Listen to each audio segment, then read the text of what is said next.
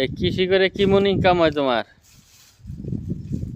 আল্লাহর মধ্যে ভালো হয়, আশা করা যায় মোটামুটি প্রফিট ভালো।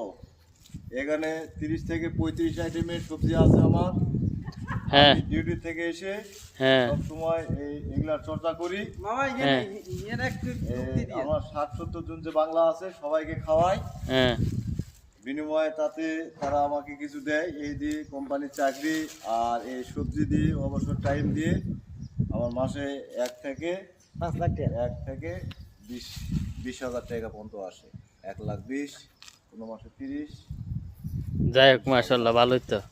মোটামুটি এখানে 30-35 আইটেমের সবজি আছে, আপনারা দেখতে পারেন। আর কেউ লাগলে আইতে কমো নাকি? না লিবিয়া যারা তাহে এখানে বাংলা এখানে প্রায় 70 জন আছে, এদের খাবারে দিতে পারি না।